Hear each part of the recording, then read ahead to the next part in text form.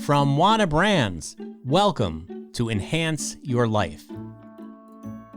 I'm your host, Jonathan Small, and each week I talk to people from all sorts of professions and backgrounds about how cannabis has enhanced their lives and how this healing plant can enrich your life too. Hey everybody, welcome to the Enhance Your Life podcast. My name is John Small, and I am the host of the show. And what an exciting episode we have for you today. With 420 coming up in just a few days, we have the godfathers, the founding fathers of 420. Yes, they are actual people that founded that illustrious holiday. And I'm here today with Steve Capper and Dave Raddix. They are part of a group that is known as the Waldos, a bunch of friends from Marin County, California, who coined the term 420 way back in 1971 while they were still teenagers at the San Rafael High School. And we're going to talk about the origin story of 420. And welcome, guys, to the show. Hey, thanks for having us. We are going to get to the creation of the 420 story in a minute, but I kind of want to set the tone here a little bit, set the stage. What was the scene like in 1970s in Marin County at San Rafael High School? Like, what was the vibe? You know, it was a very hippie scene. You know, people were wearing, blue jeans with bandanas and hiking boots and agate rock belt buckles, and you could hitchhike anywhere, man. You could hitchhike across the country, but in Marin County, you could hitch anywhere. And people were open to new things and experiences. And weed was like it was like a underground desperado thing, which we were. Yeah. And that is Dave, by the way, just so we can tell the difference of the voices here. Steve, were you part of, and Dave, were you guys part of like the stoner crowd, or was everybody at that time kind of smoking weed? No, there were certainly still cliques. You had the clique of the jocks that were just into sports. They weren't so much into weed, but every once in a while, one of those jocks would filter over into the other groups and they'd smoke some weed. But you had the jocks and you had the cheerleaders and you had the intellectuals that went off the library. So there were still, groups, but one or two from each group would dabble with the others and smoke out with the others. We're like chameleons. We blended in with every group. And, we blended in with humor and with smoke. But we were also in our own little group, and we were hippies, but we were also like, I was getting awards for accounting, and Dave was getting awards for doing animated films and stuff like that. We were in sports. So we weren't it wasn't Spicoli or anything like that. Right. We weren't stupid stoners. We were guys on a mission to seek out new adventures and weird people and places to go. Yeah, and that's great to hear because, there's such a stereotype with stoners, and we know that is untrue in men. Yes, there are some Spicolis out there and Cheech and Chong from back in the day, but, for the most part, a lot of functioning, smart, creative people were also smoking weed and still smoke weed. So tell me about the Waldos. So you had this clique, this group of friends. Tell me how you started this group and why you ended up calling it the Waldos. It's a Mount Rushmore of incompetence. Right after I said that, a lot of smart, talented people smoke weed. But yeah. We used to hang out on, there's a wall in Centerville High School right on campus, kind of in the center of campus. And we used to hang out on the wall. We used to hang out on that wall, and between classes, people would go by, and we do impressions of all these people and joke around, not in a derogatory way, but just a funny way, doing impressions to make each other laugh. And that's what we did between classes. And we sat on the wall, and that's how we became the Waldos. The wall is still there. Oh, that's amazing. Yeah, I mean, they've just done a lot of modifications to the high school, so it's a little bit different. It looks a little bit different, but the wall is still there, and they're we can get into that, the modifications to the high school they're doing and how it affects the story. Right. Well, tell me about that. So what have they immortalized this wall, since this is kind of like a historic? Well, it's there. They don't like the Wailing Wall. They're kind of not aware of the wall. Okay, they don't know about the wall. The wall is on the side of the main building, the entrance to the high school, that has, Greek columns. It's on the side, and it was above the art room classes. So that's where we would meet. But the centerpiece of our story is the statue of Louis Pasteur. And that's there, although it's in a big giant box right now. We can get into that. Why is it in a big box? Well, they're knocking down buildings. Okay. And they're remodeling the school. And we didn't, they were digging up all around the statue. I was there just the day before yesterday, digging up all around. We thought they were going to move it. And all of a sudden, it's in a giant, like 15-foot box. The statue of Louis Pasteur. It's like a 15-foot high statue. It's like Louis is the Jack in the Box of the Waldos now. He's going to pop out of the top of the box. They actually probably should have put it in a silly putty container. That would be good. So what is the significance of Louis Pasteur's statue to the story of the Waldos? Okay. Well, let's go back a little bit before we get there. First of all, the Waldos, like we talked about earlier, we were like seekers and guys that we got tired of hanging out at the football games at, Friday nights. We'd be the guys underneath the bleachers smoking a doobie going, what are we doing here?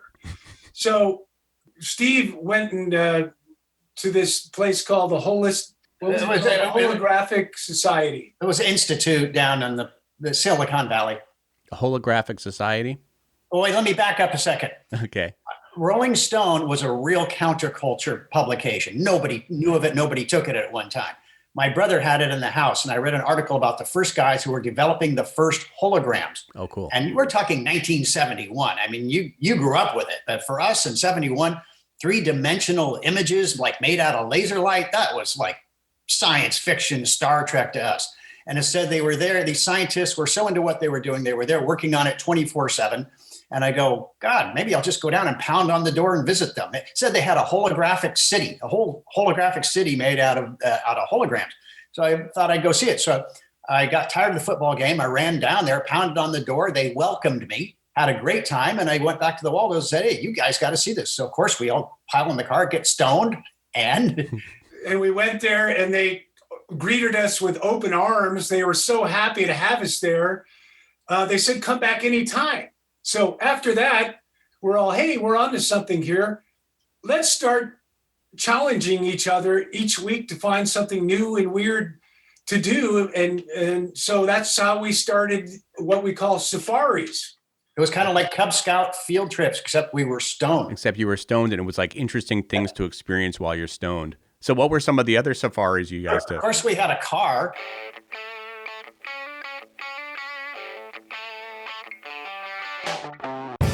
And back then, gas was 29 cents a gallon. So you could fill it up for $6. So your sphere of where you can go is just widely expanded. And they didn't have the kind of traffic on the roads back then. How about the Golden Gate Bridge, Dave? One of our safaris was we were getting high one time and we said, hey, let's go check out the Golden Gate Bridge. So back then, 50 years ago, there was no security, right? No video cameras. So we climbed out underneath the girders. Whoa. And there's these painting nets that would catch the painters from falling. And we got so stoned, we went out there and we started jumping in these painters nets. And that was a safari. That's crazy. And while you're high too, so that must have been pretty intense. Yeah, one time I decided we went out to the very edge of the runway at San Francisco International and just lied on the ground and smoked joints, and there were airliners coming in 6 feet over our head, just exciting as hell. And it was funny, like, 30 years later, all of a sudden they were doing it in the Wayne's World movie. I'm like, God, we invented that. That was ridiculous. But yeah, we always figured out weird things to do.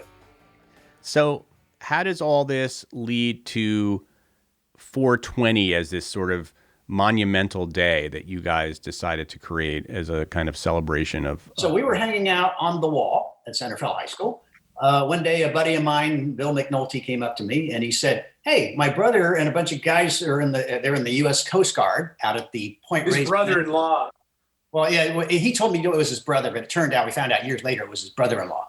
So these Coast Guardsmen were stationed out at the Point Reyes Lighthouse, and they were growing some weed. For some reason, they thought their commanding officer was going to bust them, and they didn't want to get busted. So these guys said, hey, we don't want to get busted. You kids can pick it. Here, Bill, here's a map of where it is, and you and your friends can go pick it.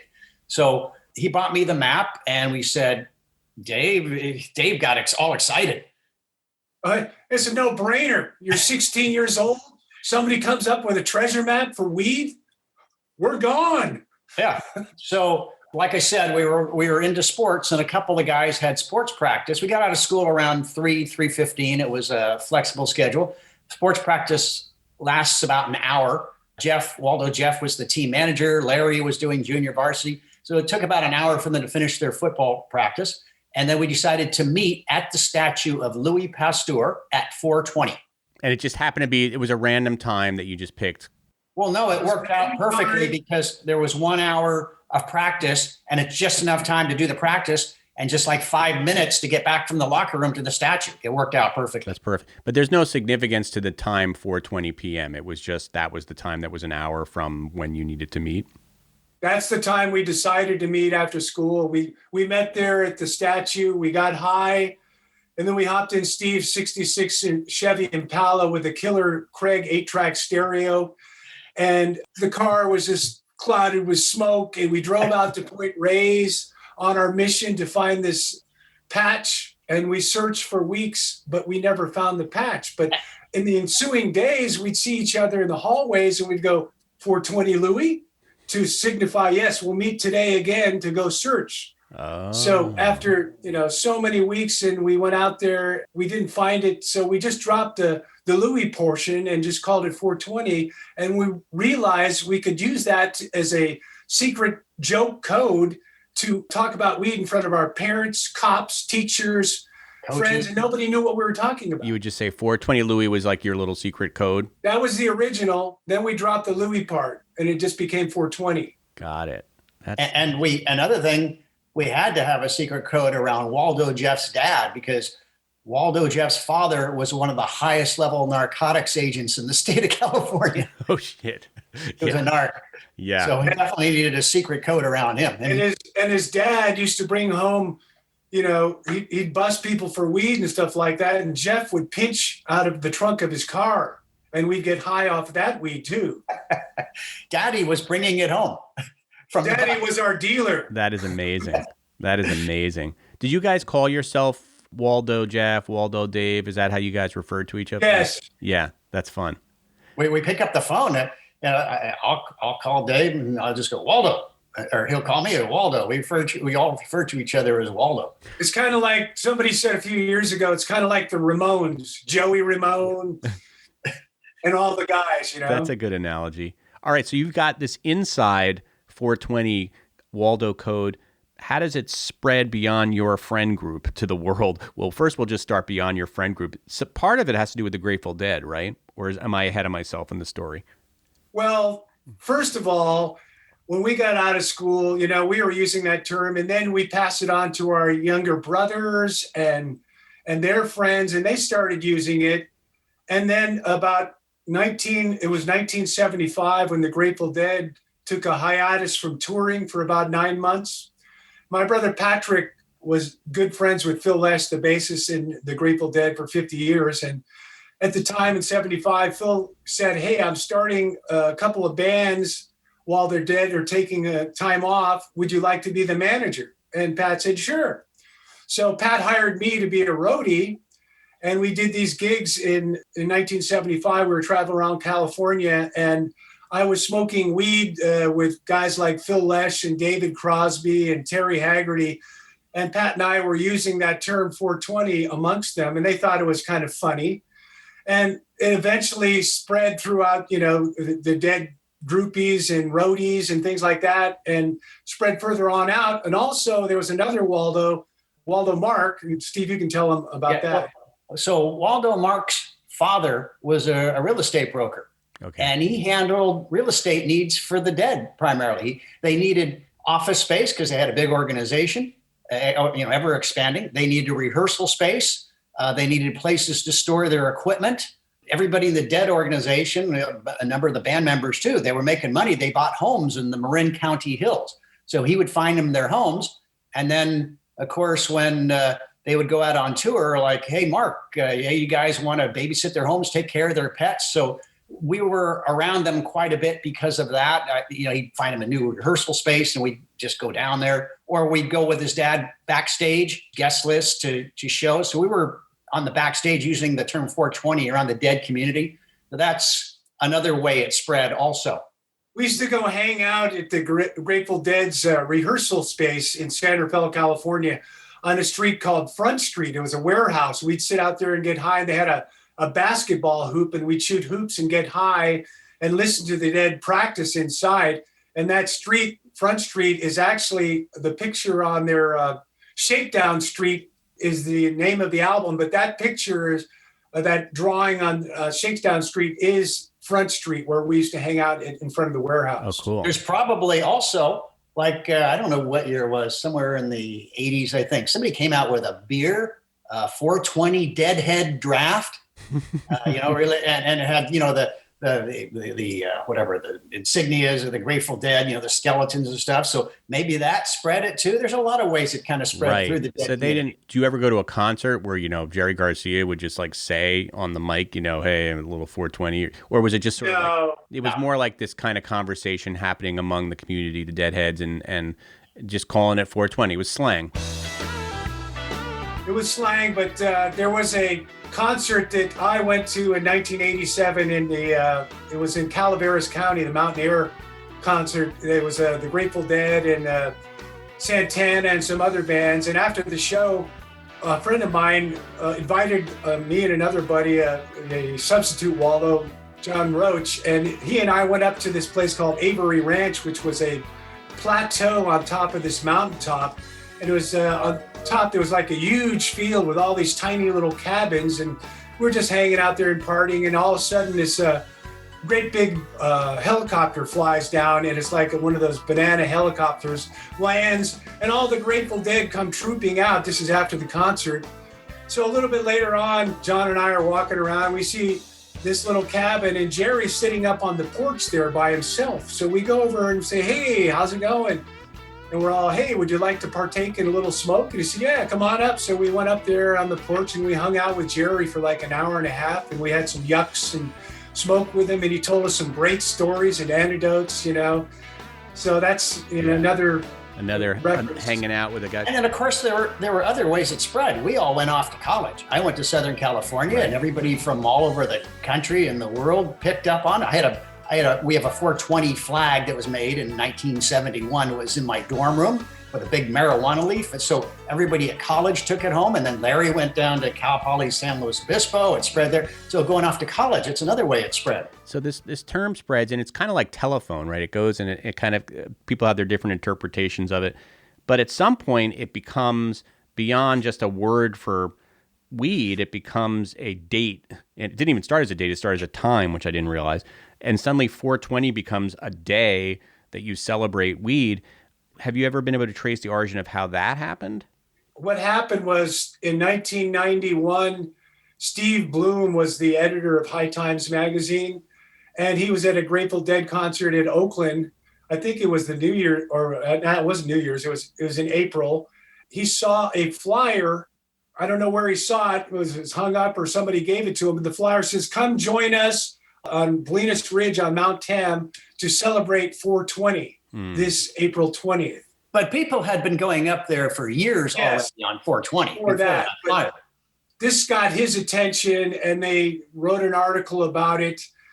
So for about 7 years after that, we kept on seeing 420, spray painted on signs and scratched into benches. And one time Steve and I were out in the middle of the desert out in Arizona, and it was totally in the middle of nowhere.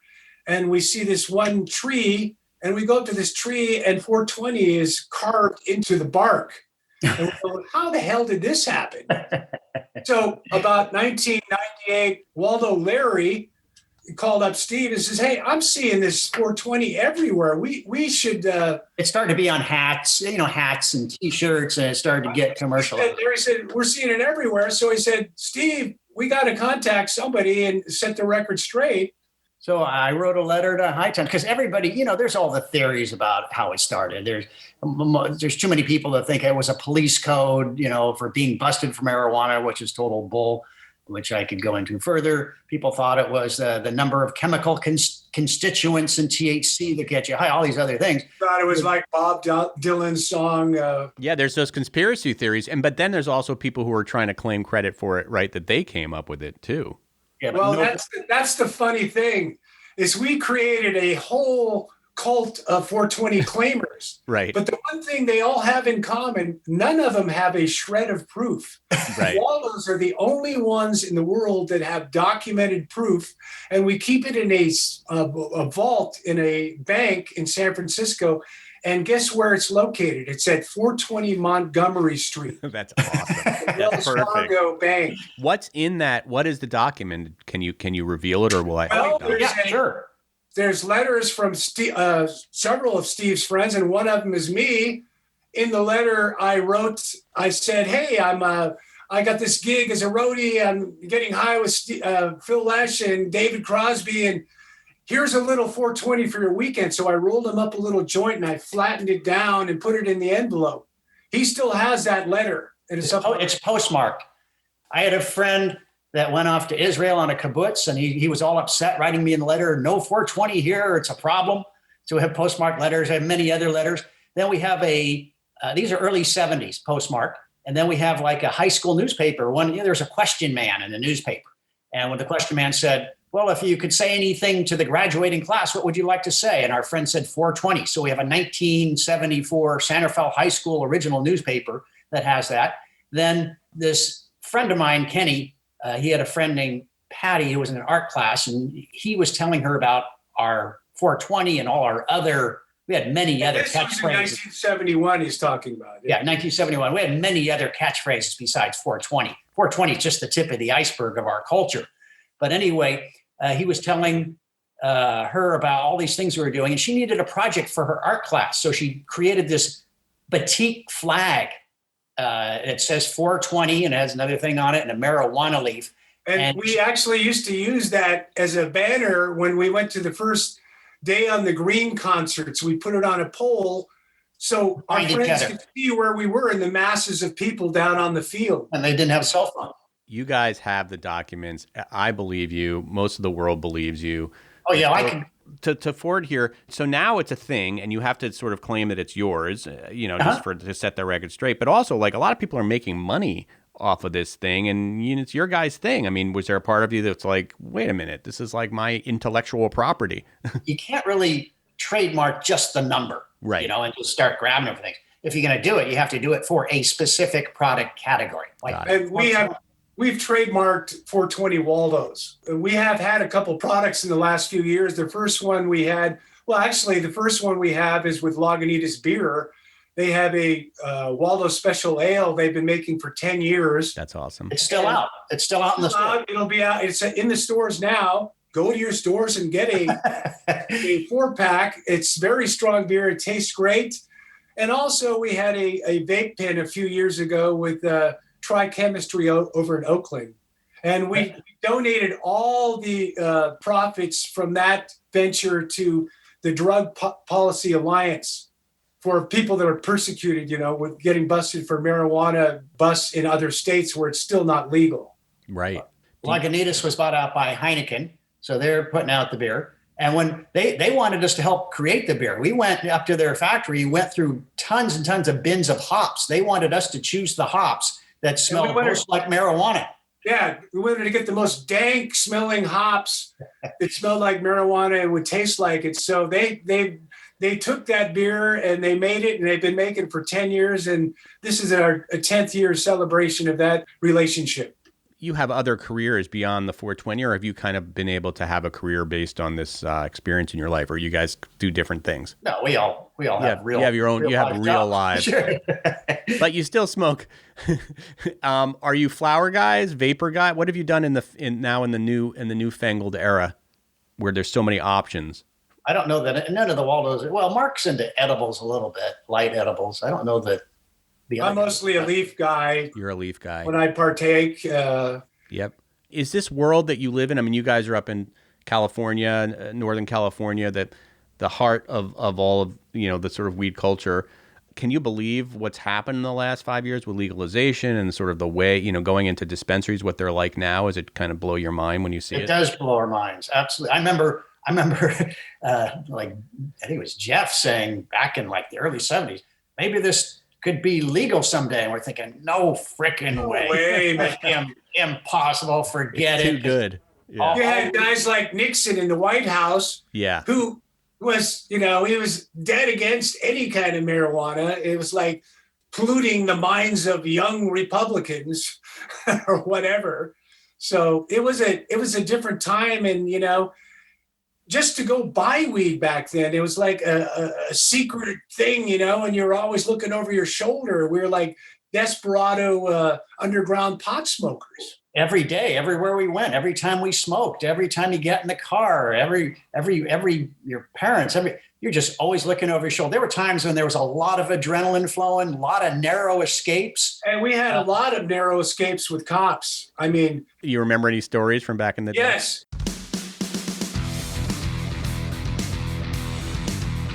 A good one we had was in 1974, we decided to drive down to LA and see The Tonight Show in Steve's Impala. And go to Disneyland. Of course. So we had a friend, a young woman in high school, needed a ride. We gave her a ride. I forgot her name. What was her name? Laura. Anyway, we're driving down. We're getting high. I mean, the stereo's blasting. We're down by San Luis Obispo, and all of a sudden, Steve notices in the rearview mirror, he sees a cop on a motorcycle. He goes, oh shit, there's a cop behind us. And he's all, put the weed out. And for some reason, we kept smoking. And a few seconds later, another cop car is on our left. A few seconds later, there's one on the right. And then all of a sudden, there's one in front of us. And they're pulling us over to the side of the road. Actually, there was like 3 behind us and 2 in front of us, too. They were all around us. And we're the only ones on the freeway. Pull us over, and we're freaking out. We're throwing joints out the window, but the windows were up and they kept on bouncing back in the cars, a big cloud of smoke. So we pull over and the cops sit there for a few minutes. We're freaking out. They all get out of their cars and off the motorcycles and they draw their guns and they come up to the window with their guns drawn. They ask us for our driver's license. Of course, Steve rolled down the window and all the smoke came out. It didn't seem to bother them at the time. They asked for our driver's licenses. They went back to their cars to run checks on us. Then they came back and they said, okay, you can go. We said, well, why did you pull us over? And the guy says, we thought you were the SLA and this young woman was Patty Hearst. Oh my God. That's crazy. Manhunt all over the United States for her. And then we were late for the Tonight Show and Steve said, well, we were trying to get to a 5:30 taping of The Tonight Show with Johnny Carson. And now it just blew an hour of our time. So I was really miffed, really stoned. And I turned to the cop. He goes, oh, you can go. And I turn to the cop and I go, now we're going to miss Johnny Carson, you goof. Oh my God. Was he okay with that? Yeah. I'm glad he didn't put you in handcuffs. And there's another time that on that same trip, we went to Disneyland. Steve, you can tell this. At that time at Disneyland, they had this like a frontier land where there was a desert from the Southwest. But we were on first of all, we were on that, what is it called? The tramway that went over the top. The Matterhorn. There's a tramway that went all the way across Disneyland, kind of. And we were up there, we were getting high. You can take it from there, Steve. Okay, so we got down, they caught us, they reprimanded us. And said, you can't do this in Disneyland. We're going to kick you out. So we got away from them. Well, they said, do you have any more weed after scolding us? We said, oh, no, we don't have any more. And then they let us go. Like, we couldn't believe they're letting us go. We didn't want to be in Mickey's jail. Anyway, nobody wants to be in Mickey's jail. No. They sit there and they play those songs over and over. You go nuts. So we were in line to go into Frontierland. And there was this little fence, chain link fence. We hopped over it and we ran up the hill and we ran down the hill. All of a sudden, we're out in the middle of this desert in the Southwest. And we started running all over the painted desert, smoking weed. And then all of a sudden, we heard there's a train that goes through the painted desert. And there's a tunnel that leads, into the painted desert. So we heard the train whistle in the tunnel. So we knew they were coming. So we had to get out of the way. So we ran up the hill behind this crouched behind this big, gigantic boulder. And we lit up a joint. We're smoking this little joint behind this gigantic We're chuckling and laughing at the whole thing, too. Yeah. And the train comes up into the middle of the desert, and it just all of a sudden it pulls over and it stops. And the tour guide stands up and he points right at us. He goes, "Oh my God." He goes, "Oh my God." He's pointing at us. He goes, "It's Old Faithful." And all of a sudden, this geyser right next to my foot goes up about 20 feet in the air.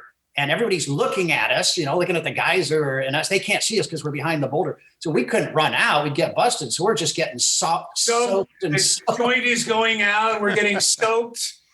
Soaked and stoked. Well, This is fantastic. So what, now that, looking back, this happened 40 years ago. What do you hope the legacy of 420 is going to be? Are you happy with what it is? As long as everybody doesn't get too heavy about it. It was a joke. It was originally a joke. It's always been a joke to us. It's lighthearted and it's fun. And it has served a purpose, because when people have done 420 celebrations, that has been a catalyst to move forward to help legalization that happened. People discuss marijuana and everything about it. And it's taken this stigmatism of, oh, marijuana is bad. Oh, you've got to be a bad person if you smoke marijuana. So it's taken that away, because nowadays, you have doctors, lawyers, even cops are smoking weed. For sure. So we hope it remains fun and people continue to enjoy the humor of it. Well, you guys certainly have enjoyed it in your life, and it's meant for many a fun adventure in your life, and probably will continue to be. Do you guys still all remain friends?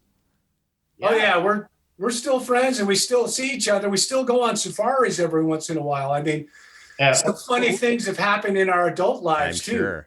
We're pretty much on at least one of us with the other. We're probably on the phone every single day. I mean, last night, Jeff and Larry and Mark, they were up at the Lagunitas Heineken Brewery getting some free cases of 420 Waldos special ale.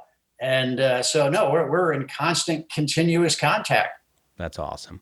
Well, listen, thank you so much for sharing this fascinating tale with me, and you guys are great. I almost hesitate to ask about some of the other expressions you've come up with, because those could probably end up becoming famous. Well, you know what? A lot of them, if you go to our website, 420waldos.com, I've put about 40 of them there and explained how they started and everything about them. Yeah. And you can also, we even have audio clips of them. Oh, great. And you can actually see a little mini documentary of us finding the guy who gave us the map, 47 years later. And we took him out to the Point Reyes Lighthouse, and we did some interviews, and I put together a little documentary video, because I'm a filmmaker. Yep. And I worked for CNN for like 20 years. Awesome. And now I'm an independent filmmaker. So definitely head on over to the website. Tell me the URL again for that one. 420waldos.com. Guys, thank you, David and Steve. Thank you so much for taking the time. I know this is the time of year you're probably very busy sharing this story over and over again, but it's a great story that I did not know, and I think most of our listeners didn't know. So I'm thrilled to meet you guys. We're hoping you'll send us a link so we can listen to it, and we want to wish everybody out there all over the world a happy 420. Be kind to your friends and neighbors. If you're partaking and celebrating on 420, please pick up after your mess and pack it in, pack it out. Stay safe and be fun, and happy 420. Yeah, happy 420. Enhance Your Life is brought to you by Wana, the #1 infused product in the U.S. Wana's entire process is designed to deliver the same great experience time after time. They have spent years fine-tuning their recipes so that their products are delicious, consistent, and potent. For more information, check out wanawellness.com. That's Wana, W-A-N-A, wellness.com.